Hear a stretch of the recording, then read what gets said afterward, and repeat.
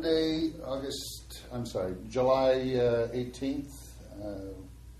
Can you identify yourself? And my name is Bob Manning. and your background here? I began teaching at MCC part-time in 1966. That's when all our classes were held at the high school. I think after 4 o'clock it became MCC. So we had to carry all the supplies in and then carry them out. And I was 66 and 67, I was part-time teaching that one drawing class. And then in 68, they asked me to come on full-time. Thank God. Yeah. What was the interview process like then for you? Who talked to you? Do you recall? Well, let me go back a bit. How I met Fred Loe. I always called him Fred Loe until I started to work here. Then I called him Dr. Loe. I was teaching high school in Glastonbury, Connecticut. Got that job through the Unemployment Bureau. It's bizarre. I had come back from Mexico, living there for 2 years. Anyway, so I was teaching at the high school, and there was a family in town, the Shepherds. I've forgotten their names. But the Shepherds had 4 children in the high school, and they were in all my classes. And they were very active in the Democratic Party. And that's where I first met Fred Loe, was at their house for parties. And every year they would have a big skit and fundraising for the Democratic. So I made these big backdrops, of very derogatory images relating to Goldwater and all that sort of thing, Vietnam. And Fred was always there. So when I met Fred, he said to me, I've been hearing what you've been doing at the high school, because we had made a film there. And I had taken my students down to the studio of Andy Warhol. And that was a trip. And we showed some of Warhol's films at a whole auditorium of students at Glastonbury High School. We had a lot of fun in those days.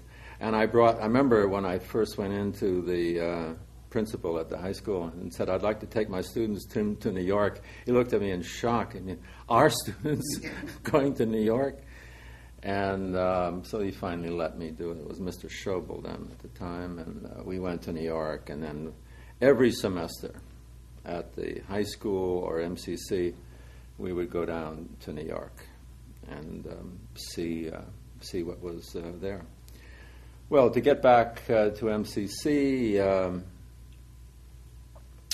in '68, I started to teach here full time, and I taught up until December of '91. So December of this year, I will have been retired for 20 years. It's really great. I tell people up there the best thing in the world is to live in Vermont but have the pension from the state of Connecticut. At least I hope so. I know that things are dicey here right now. Those early years at MCC, we had the East Center Street building, the cellar. When it rained and poured, we had 2 or 3 inches of water that we had to scoop up, put in buckets, and everything. Best thing I ever did for MCC in all the years that I was here was to hire John Stevens. And then later on, we hired his wife, Suzanne. But John was wonderful and was right there at all of those crucial times of loading artwork at the East Center Street building and schlepping it over to Hartford Road and then climbing the 30-foot ladder, hanging the things up there. Suzanne talked about that, looking up at the two of you on those ladders. We worked very well as a team, hanging those big paintings. And of course, any time that you have a gallery in a college and you have exhibitions investigating all kinds of visual philosophies, you're going to have controversy. One day in the office, a phone rang. I picked it up, and it was Dr. Loe, and he said, "Well, Bob, are you ready to go to jail?" He said, "Because I've just received a visit from the chief of police here in town, and unless we change that exhibit, both of us are going to jail." It was David Faulkner's piece, Portrait of America. He had bought a big doll, about that big, took the clothes all off, sprayed it all black, and then stuck about 50 hypodermic needles into it and put it on a real American flag. Well, it really hit the fan. Got phone calls from the veterans of foreign wars, American legions. Various groups were very, very upset about this. And at that particular time, there was that law about defacing the American flag. So we had a meeting, all of us, and I suggested that possibly the student, David Faulkner, could make a drawing of an American flag. Take the real American flag away and use the drawing underneath it.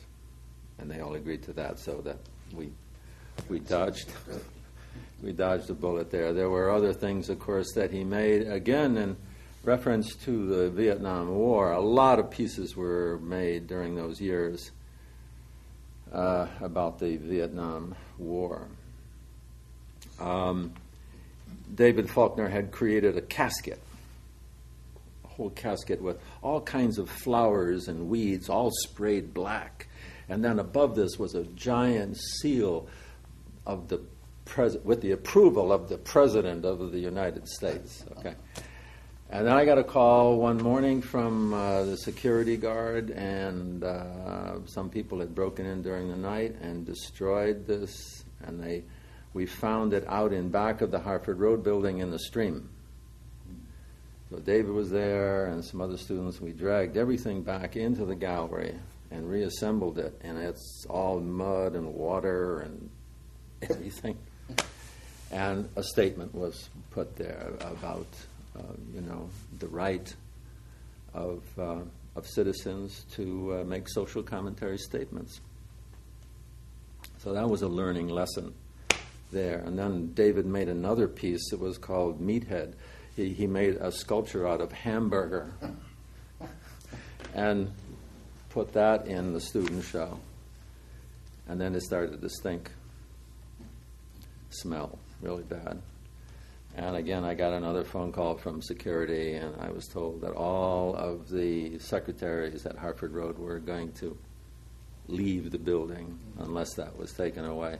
So I did. We took it outside. We made a photograph of it on a slide. So I showed that for years in my history of art course. You picked out the Sterile Gallery. That was a masterful stroke and something that people talk about today. Yeah. Is that you? Bob Fenn and I. That was early on, even before I started to work here. I'm trying to think of her name now. Those wonderful people who taught social. The man taught social studies here. They were They had escaped from a concentration camp in Europe. What were their names? At my age, so many names have disappeared. All of our ages. Anyway,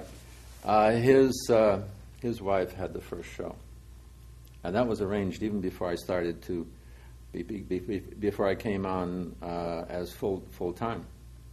But Bob Fenn had a lot to do with it, especially in the funding, finding the money. And Carl Happ, poor Carl Happ, every time he would see me, he knew what I wanted. He would say, "I don't have any money." But he would find some. Now, the Sterile Gallery, and it was set up before I arrived. Was all of that there? I mean, the display windows. No. All that was put in, and all of that really. Bob Fenn had a major role in seeing that was funded. And it was funded in stages. First we had some of the cabinets along the side, and then later on we added another big cabinet up in front, and then we added a cabinet back in the corner back there that could accommodate pieces of sculpture, because the cabinets were for more two-dimensional pieces. And then both John and I started to make up a calendar, and artists would hear about it, and they would ask to have a show here. It was very informal at first, like I'd make a phone call, "Can you put up a show next April or whenever," and that's how it went. And we had student shows there too. We had several big student shows, and we tried very hard. One of the nightmares that I still think about at times is I tried in my drawing classes to make sure everyone had a piece in the show. But there was this one year where there was an abundance of work, and it came down to one space left, and I made a decision. 2 people did not have any work in the show, so I selected this one because it was a better drawing, and I put that one up. That night, the first people in the door are the woman here whose work I didn't put up, and her family.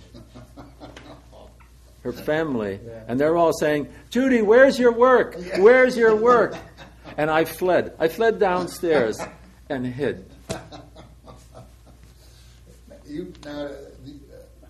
Obviously, the Sterile Galleries had events, and I noticed, because I've been doing a lot of research on clippings and so forth, tremendous amount of old movies, experimental things. I assume that you're picking and doing. Oh yeah.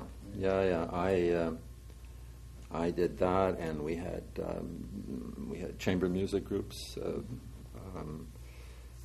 We had a sitar, Sham Yot from New York City. I somehow got the name. I had a friend in New York, and I said, "Do you know a sitar player?" Because I had been playing Ravi Shankar, and that was big at the time. And so they came up here, Ravi Shankar and his friend, and they stayed at our house. We fed them and schlepped them back and forth from the train station. And it was electric, that performance. Packed house downstairs, just packed.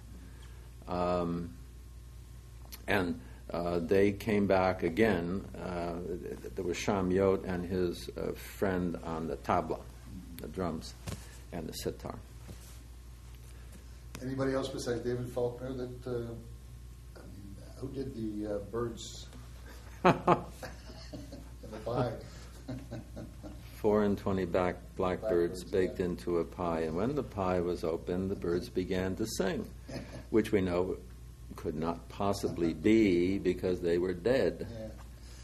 That came from my design class. We went through very traditional kinds of color things and creating focal points and all. But there was one assignment at the end of the year. I wanted them to go beyond the envelope. I wanted to stretch them. I wanted them. It could be a conceptual piece. It could be a performance piece. It could be theater, something like that. And one day, this very I've forgotten his name now, came in, and it was in a bag, and we were all gathered around for the critique, and he took this out and he put it there.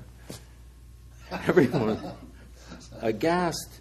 Here are these birdies are there, with the beaks and the claws and all that, coming up in between this very nice pie that had been baked. His mother had baked the pie.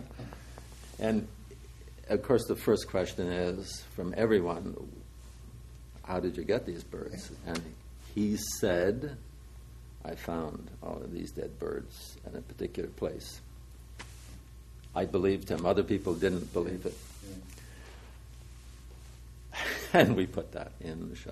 I remember a lot of administrators and faculty absolutely going crazy when they saw that. Oh yeah. But again, if I thought we were trying to be very Catholic in our selections, examining all kinds of visual philosophies. Very traditional. We had very traditional shows. We had shows of people that painted like Monet and Pissarro, and things like that. Everyone felt warm and cuddly about those kinds of shows, We had those shows, and then we had the other show. We had the show about frontal male nudity. And you probably were at the faculty meeting when someone from the business department, again, Fred Raimi's troops over there, he was in a constant state of, Fred was in a constant state of agitation about almost everything that we put up in the gallery. I almost thought you enjoyed that a little bit. No? I did. I did. Because I knew that we were showing not just that kind of work. We were showing very conservative pieces that ran from photography to assemblage to paintings to printmaking and some conceptual pieces too, which were difficult. People didn't understand them. But then we would go there to the gallery, and we would have a gallery talk, and we would talk about, what does this mean, or does it mean anything at all, or is it just rubbish? We tried to address ourselves to it, and of course those trips to New York were very important. Every semester, we would go down, sometimes twice a semester. There's some of the, besides Andy Warhol, that you visited. Oldenburg, Klaus Oldenburg. We went to his studio. He was on the 5th floor on 14th Street. And we had a student who was overweight. She had to sit down. I mean, there were no elevators, and, she couldn't get up the stairs.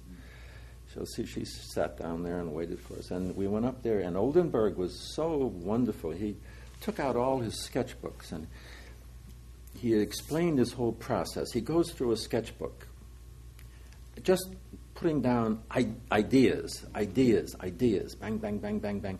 And then when he gets ready for a show, then he takes the sketchbooks out, and very carefully and slowly he goes through looking for any kind of nuggets of an idea that could be developed into a full-blown work of art. And the students were just so impressed. And then we went to Roy Lichtenstein's studio twice, and Alex Katz and Alan D'Arcangelo and Philip Lamantia. These are big names. And I was able to get into these places because I had my very good friend David Prentice, who had a show at the Sterile Gallery. He lived in New York. He was going to the Harvard Art School, and I met him when I was teaching at the high school, and I helped him move to New York. So I've stayed in contact with him, and I still visit him when I go down to the city. He lives half the year in Japan now and half here on Broadway at Bleecker Street. So I was able to get invitations to all of these people, through David. And then we would go to gallery walks, East Village, Soho, Madison Avenue, 42nd Street, and then depending upon what was going on, if there was a big show at the Met, then we would go to the Met. If there was at the Guggenheim, we went there, or the Whitney, or the Frick. We would go all of these places. We walked miles, and usually when we got there, half the students would go with John and Suzanne, and half would come with me. And then, as we went on and on and on, all walking all day long, we would lose a few here and lose a few there. But they all had maps. Yeah. They all had maps. They knew exactly where the corner of Broadway and Bleecker Street, that bus was going to be at 9 o'clock at night. With or without them? Yeah. Well, we always waited. It's some incredible streak of luck, but I never lost a student. Yeah. They came back sometimes very sick. Very, very sick. But those were those trips because they could see what was going on. They could see what was going on in the city, and the students, of course, would copy, would be influenced greatly by this work, and then develop their own. And we have students now like Tom Hebert, who was my first student assistant in '69. And he's had several shows in New York City. He now teaches at Northeastern. And he's had a very successful career. And I have many other students who teach other places as well. I was going to ask you to talk about the global cultural period there, because there were a lot of people. Vader, Elmore, obviously you, and so on. Did you find that? I mean, am I missing something? Were we not all sort of part of this explosion of culture and enrichment? Yeah, you can see explosion is a good word. I taught for one semester a humanities class, team teaching experience with Vader and Richardson. And it got to the point, Vader would start to talk about the elitism and, art for the people and all this, Marxist philosophy. And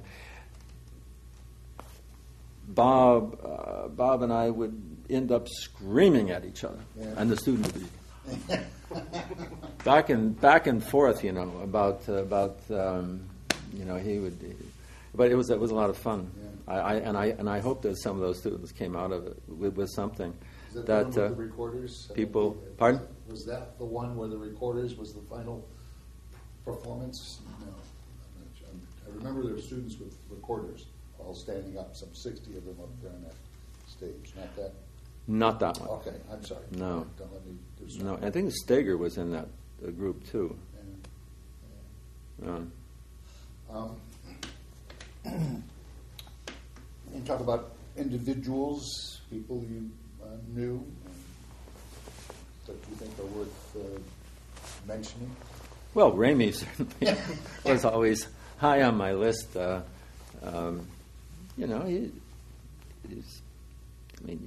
saw in the photographs from '68.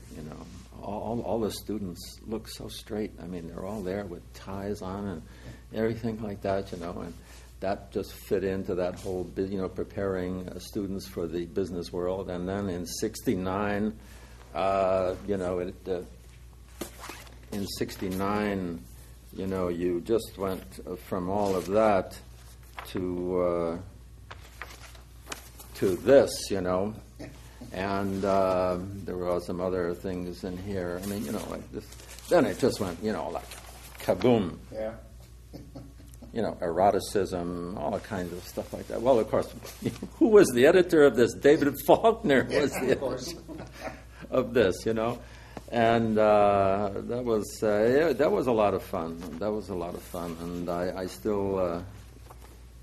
he puts things in there like Mary Virgin. This was a phony student. This was not an MCC student.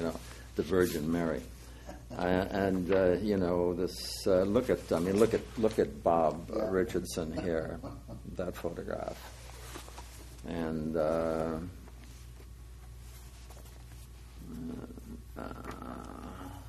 see, that one.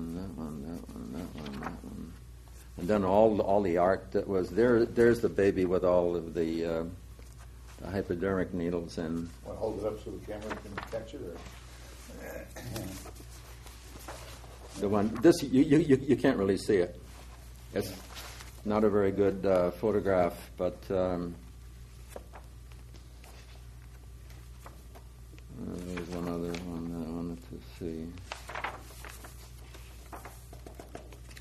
And there were a lot of my paintings in the back of people. You would see them, and Marianne Roy there. Isn't she a senator now? Not, she just retired. Okay. Steve Casano took over. He ran for her office and got it. I think John is John King Senior. I think. And Dick Eller. Yeah. I was. He passed away. There I am here. Yeah. With my LAPD shirt, and my wife at the time, Doreen, she passed away 2 years ago. I have a big poem. Pardon? Can you talk about Doreen's poem? Oh yes, that was a great show. That was a great show. That was a great show. I did all the lettering. I put out the paper, and she wrote the poem, and I did all of that. And then we spread it across that. I'm so glad you brought that up, because I had completely forgotten about that. Yeah. It's hard to miss. It was. It was a curious space. This building had this stairwell, and you walked up and you turned around, and then you saw this huge expanse of a wall. Yeah. And of course, you had to get up there with that ladder. Yeah. And we hung many shows there. Good.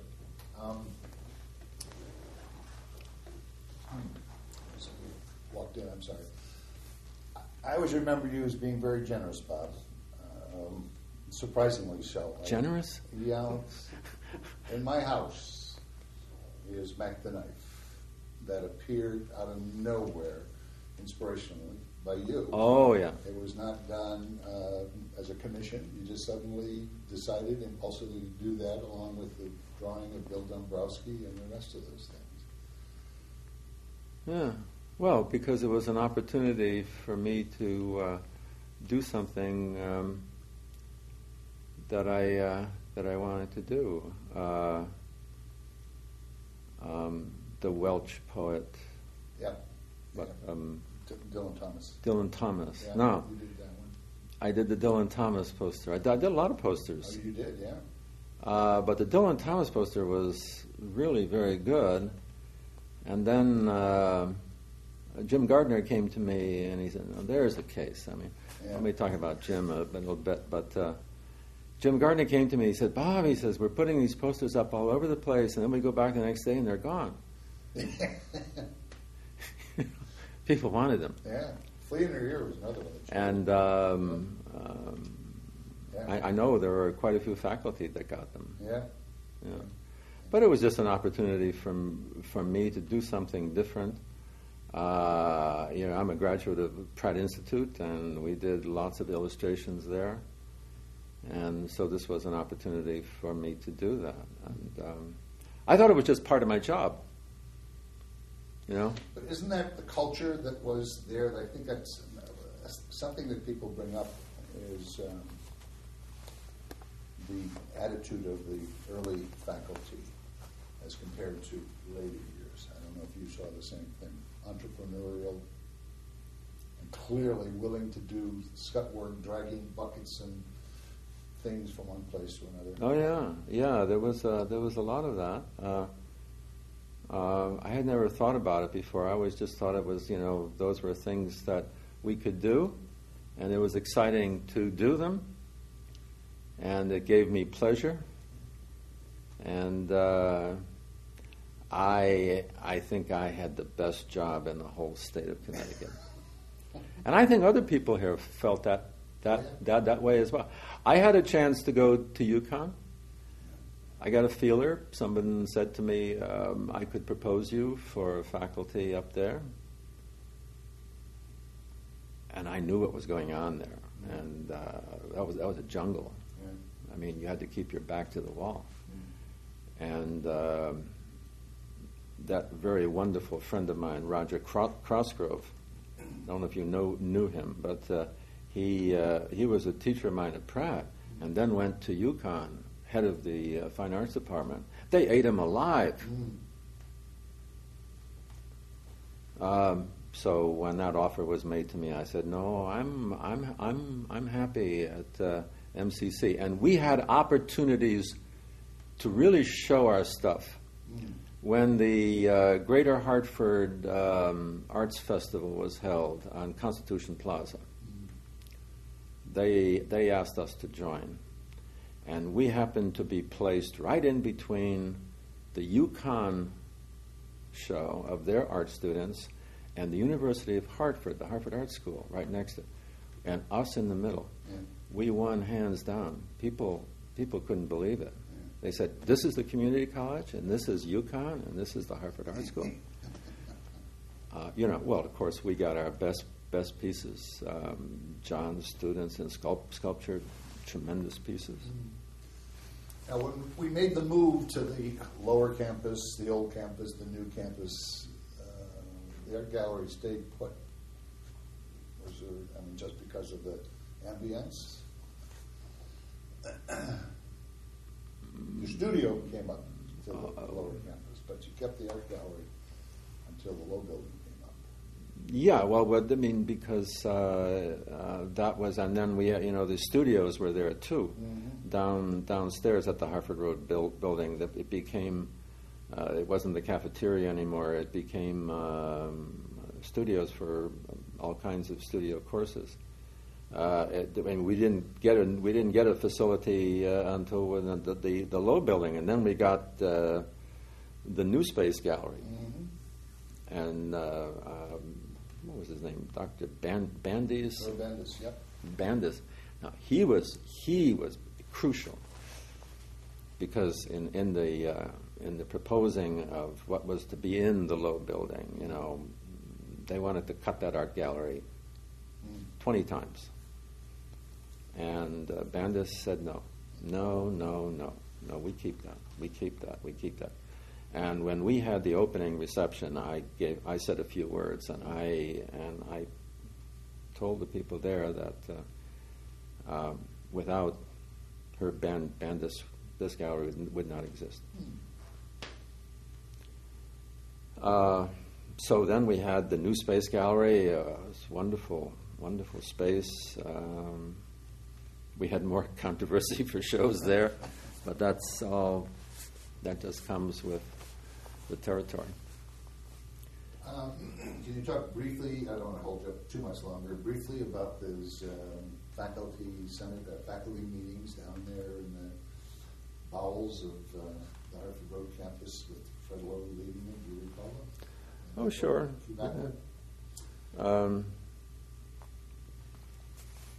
Well, the first big meeting that I attended in September of '68, that was my first full time, and I actually put a tie on to go to it, and everyone else had a tie on too, except Dick Eller. Yeah. Dick Eller didn't have a tie on. That was the last tie that I wore to MCC.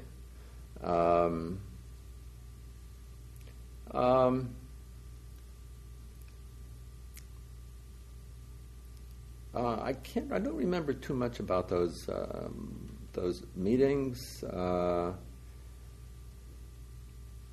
The president who was fired, what was his name? Which one? Dennison? Dennison. Yeah, Ron Dennison. Yeah. They replaced Fred Loe, who walked on water, with Dennison. I don't know whether he did the same thing with you, but I know that when he first came on, he started to have interviews with department heads.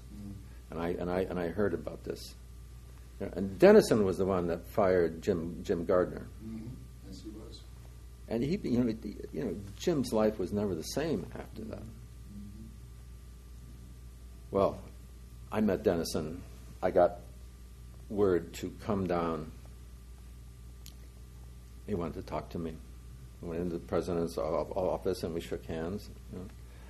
I didn't know anything about him. So he said, "Come into the next room, the meeting room here." I went in there, and one of my jobs was to put the best artwork we had in the president's conference room. All the people from the Capitol, the state people would come there for meetings, So you wanted to have a really good show up there. And he said, "And what do you see here? What do you see around on these walls?" And I said, "Well, what I see is some of the best work that we own." I was very pleased to see some of it on the walls as I was coming in, the big painting by Howard Ratcliffe. When he died, he had a memorial show at the New Britain Museum. Major figure. And MCC got it for, I think, $500. Incredible. Anyway, so that's what I said to him. And he said, "I want you to listen to me now." He said, "There are two types of art in this world." Right then I knew I was in trouble. There are two types of art in this world. He said, one of them uplifts the spirit, and the other depresses the spirit. And he said, pointing his finger at me, and he said, "And you are known for the latter." I was flabbergasted. I said, I really don't have any response to that at all. I said, it doesn't seem very fair to say that.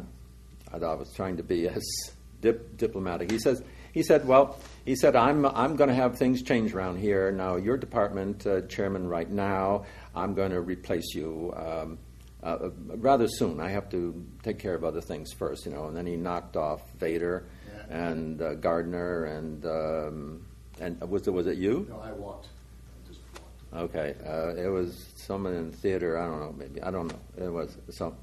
Well, he started to knock off these other people, and I expected to be on that list. I was on that list, but he got fired. Before you did. What did he get fired for? For nickel dime turning in travel vouchers that weren't correct. Talk about the letter, and I mention that because it comes up all the time. The infamous letter from Fred Loe. You recall what I'm talking about? No. It's the letter you used that indicated that Fred gave you authorization to, you were able to hang pictures wherever and Oh, right, yeah. I know there was there were secretaries, the secretaries, and again, Fred Raimi's secretary.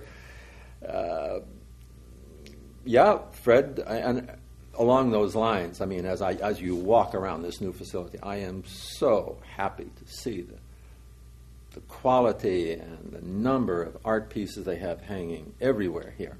And they're doing a tremendous job. But I had difficulty in putting things up. If I put them up near a workstation and the secretary didn't want it there, she would tell her supervisor to tell me to take it down. And I said, well, I'm not going to take this particular... I tried to, let's see if I can find another work for you, I understand that, but there were some pieces that were so important and so good, I said, this piece stays there. And I remember writing a letter to Dennison about that.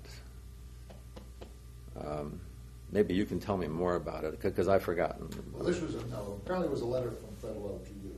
Oh, from Fred Loe to me. Yeah, and it was, you were reputed to use it when anyone challenged your authority to do this. That's my recollection. And I recall that being the case. Yeah. That being the case, but it was very difficult at times,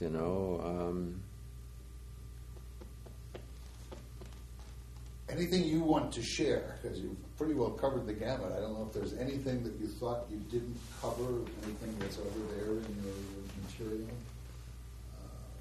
you want to convey to the audience for the memoriam? Well, just as I said a while ago, I really believed, I think it was true, that I had the best job in the state of Connecticut. I enjoyed my time here.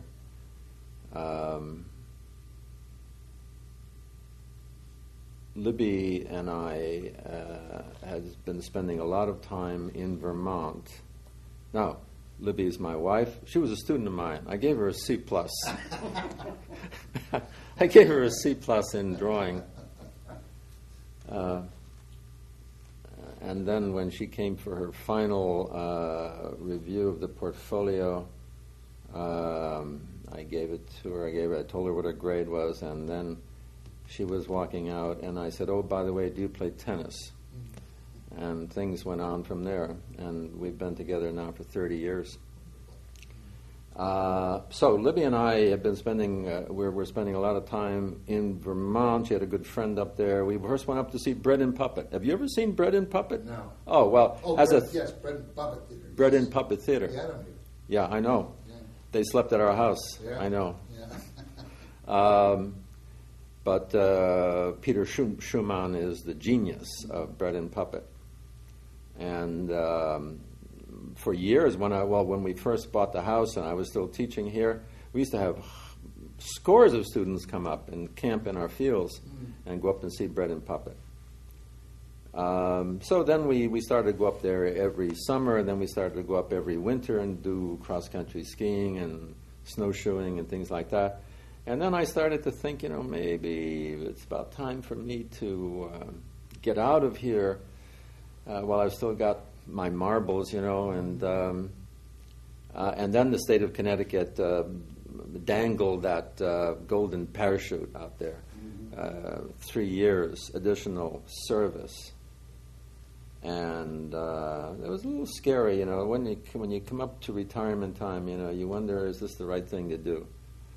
Well, I did it, and it was exactly the right thing to do.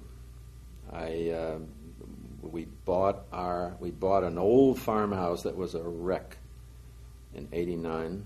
It took us 4 summers of very concentrated work to make it livable, and we moved in full time in '93, and we're happy there. And I hope you come up sometime. I might do it. We went by there on the way to Montreal last fall. Might do it again. Yeah. Robert, thank you very much for taking the time. And you're sure there's nothing in that file that you need to call attention to? Oh, there's probably a whole bunch of things in there, but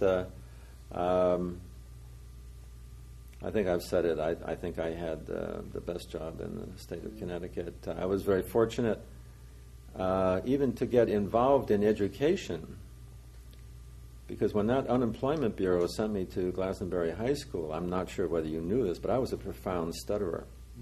Profound. In high school, in college. Anytime I had to get up to give an oral, bad, really bad. So I was unemployed, and the unemployment bureau said this teacher is leaving Glastonbury at the middle of the year. You have a BFA, you have to go and be interviewed for this. And immediately I thought, a stutterer is going to go to high school? They're going to eat me alive. And I said, no. I said, I don't think I want to do that. And she said, well, if you don't go, then we'll stop your checks. Yeah. So I went. I was interviewed by Lawrence Paquin, superintendent there, who then went on, I think, to Baltimore. I mean, he was a brilliant man. Anyway, he hired me. He already told me some 30 people had applied for the job, and we sat down and we talked about Mexico and New York. That's all we talked about, because I had just come back. I lived in Mexico for 2 years. So at the end of this, he said, okay. He said, when can you start? Can you start on Monday? And I said, I've never taught before. He says, that's why I'm hiring you. He said, we have too many people over in this college that have been to teachers' college. Yeah. He said, and you've been out doing things. So I'm going to take a chance. And that's how I got started. And I found out that, as you well know, that teaching is acting. Mm-hmm. You walk in, you assume a persona, you impose that upon people, and that other person didn't stutter. It was a revelation to me. And I taught for 30 years. Thank you, Robert. Okay. That's it.